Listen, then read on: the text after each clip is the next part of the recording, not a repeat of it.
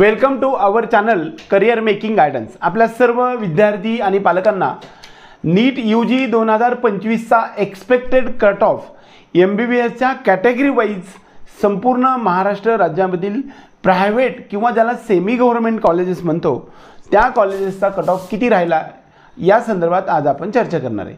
बऱ्याच वेळा ज्यावेळेस नीट UG 2024चा कट ऑफ हा गेल्या वर्षी महाराष्ट्र राज्यामध्ये असणाऱ्या टोटल 23 कॉलेजेस आहेत।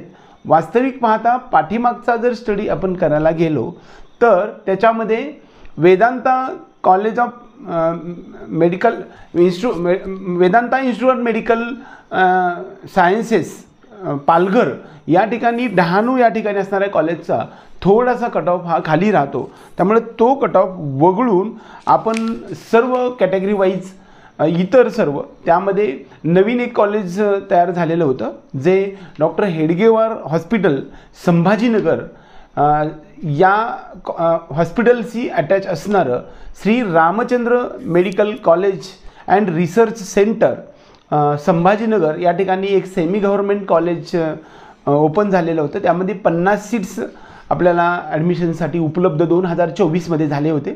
तर आपण नीट UG 2025च्या एक्सपेक्टेड कट ऑफ जो प्रायव्हेट कॉलेजमध्ये कॅटेगरी वाईज किती असेल या संदर्भात ज्यावेळेस चर्चा करायला लागेल त्यावेळेस आपण प्रायव्हेट MBBS किंवा semi government MBBS medical colleges महाराष्ट्रामधल्या सर्व 22 कॉलेजेस म्हणजे वेदांता मेडिकल कॉलेज सोडून इतर सर्व कॉलेजेसमध्ये लास्ट ॲडमिटेड कॅन्डिडेट वेगवेगळ्या कॅटेगरीमध्ये स्ट्रे वेकन्सी राऊंड आणि राऊंड 3 मध्ये किती मार्क्स होता हे पाहणं गरजेचं आहे। पहिला महत्त्वाचा मुद्दा पहिली कॅटेगरी एकूण आपल्या सर्व कॅटेगरी ज्या आहेत त्या कॅटेगरीमध्ये ओपन त्याचबरोबर EWS OBC SCBC त्यानंतर NT 1 2 3 VJ SC आणि ST अशा एकूण सर्व कॅटेगरी आपल्या 10 कॅटेगरीमध्ये वर्गीकरण महाराष्ट्र राज्यामध्ये होत असते। तर आपण पहिल्यांदा ओपन कॅटेगरीचा थर्ड राऊंडचा कट ऑफ आहे तो 598 एवढा आहे आणि ऑनलाईन स्टे वेकन्सी राऊंडमध्ये सुद्धा 598 एवढा राहिला आहे। फिमेल कॅन्डिडेटमध्ये तो 599 आणि ऑनलाईन स्टे वेकन्सी राऊंडमध्ये मात्र 597 एवढा कट ऑफ राहिला आहे। गेल्या वर्षी जनरल कॅन्डिडेटला 597 पेक्षा खाली मार्क्स असणाऱ्या विद्यार्थ्यांना ओपन कॅटेगरीमध्ये ॲडमिशन झालेलं नाही।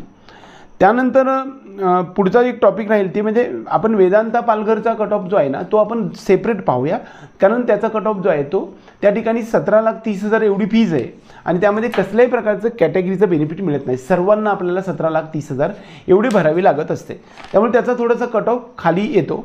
ते प्रायव्हेट कॉलेज किंवा सेमी गव्हर्नमेंट कॉलेज मध्ये गणना होते, त्याची डीम कॉलेजमध्ये गणना होत नाही।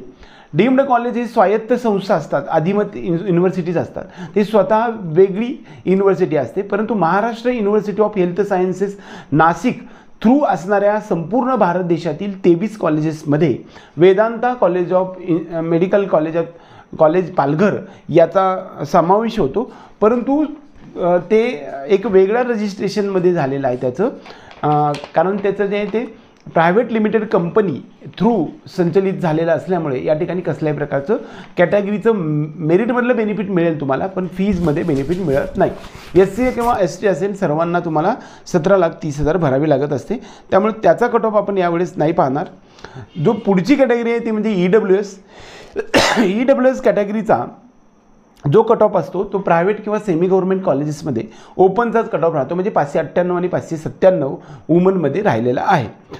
SCBC किंवा ज्याला मराठा आरक्षण म्हणू सोशली आणि एज्युकेशनली बॅकवर्ड क्लास या मराठा आरक्षणाच्या विद्यार्थ्यांना 597 एवढा लास्ट ॲडमिटेड कॅन्डिडेट राहिलेला आहे। वुमनमध्ये सुद्धा 597 राहिलेला आहे आणि 596 ऑनलाईन स्टे वेकन्सी राऊंडमध्ये काही विद्यार्थ्यांना SCBC त्याला 596 एवढ्या मार्क्स असणाऱ्या विद्यार्थ्याला सुद्धा ॲडमिशन मिळालेलं आहे। OBC कॅन्डिडेटमध्ये 597 आणि वुमनसाठी मात्र 598 राहिला आहे। त्याचबरोबर वुमन कॅन्डिडेटसाठी ऑनलाईन स्टे वेकन्सी राऊंडमध्ये सुद्धा 598 एवढा कट ऑफ राहिला आहे, म्हणजे 597च्या जनरलचा कट ऑफ आहे। त्यामुळं आपण सर्वांना OBC 597 एवढा कट ऑफ राहिलेला आहे। त्यानंतर पुढची कॅटेगरी VJ राऊंड 3मध्ये विजेचा जो कट ऑफ आहे तो 585 राहिले आणि फिमेल कॅन्डिडेटसाठी मात्र 578 एवढ्या मार्क्स असणाऱ्या विद्यार्थ्याला ॲडमिशन मिळालं आहे. या ठिकाणी पाहायला गेलं तर विजे कॅन्डिडेट गव्हर्नमेंटमध्ये 594 आणि प्रायव्हेटमध्ये 585, फक्त 10 मार्काचा डाऊन आलेला आपल्याला दिसतो आहे.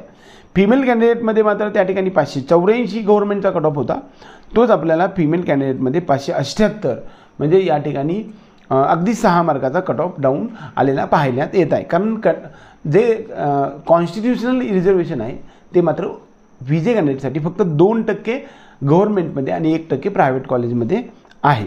पुढची कॅटेगरी NTB, ज्याला आपण नॉमॅडिक ट्राईब्स 1 असं म्हणतो. या ठिकाणी गव्हर्नमेंट प्रायव्हेट कॉलेजचा कट ऑफ आहे तो 559 एवढा आहे, 559 559 एवढा असून फिमेल कॅन्डिडेटसाठी सुद्धा 559 राहिलेला आहे. त्यानंतर NT2 किंवा NTCसाठी पुन्हा 598 आणि फिमेल कॅन्डिडेटसाठी 597 कट ऑफ आहे. NTDसाठी किंवा वंजारी या कॅटेगरी कास्टच्या विद्यार्थ्यांना NTD या कॅटेगरीसाठी 598 आणि फिमेल कॅन्डिडेटसाठी 596 एवढा कट ऑफ राहिलेला आहे.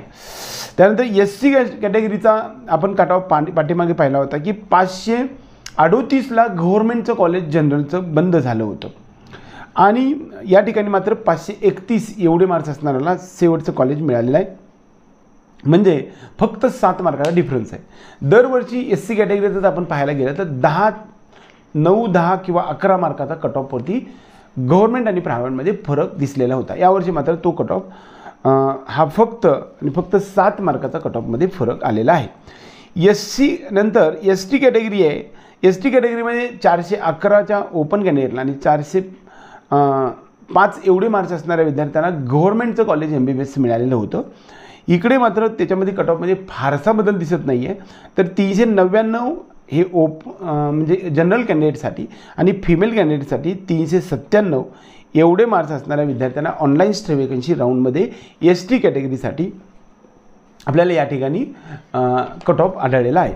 EWS कॅटेगरी हे बाय डिफॉल्ट इकडे ओपनमध्ये जाते, त्यामुळे ओपन कॅटेगरीचा कट ऑफ जो असेल तो EWSला पाहायला लागतो. त्याचबरोबर या ठिकाणी मात्र डिफेन्स 1, डिफेन्स 2, डिफेन्स 3, त्याचबरोबर हिली एरिया, ऑर्फन, PWD या प्रकारचे आरक्षण प्रायव्हेट कॉलेजमध्ये नसतं. त्यामुळे त्या संदर्भातले जरी विद्यार्थी गव्हर्नमेंटच्या कट ऑफच्या खाली गेले तर त्यांना बाय डिफॉल्ट त्यांच्या कॅटेगरीनुसार मिळतं, परंतु डिफेन्स वगैरे कॅटेगरीचं ॲडमिशन त्यांना मिळत नाही.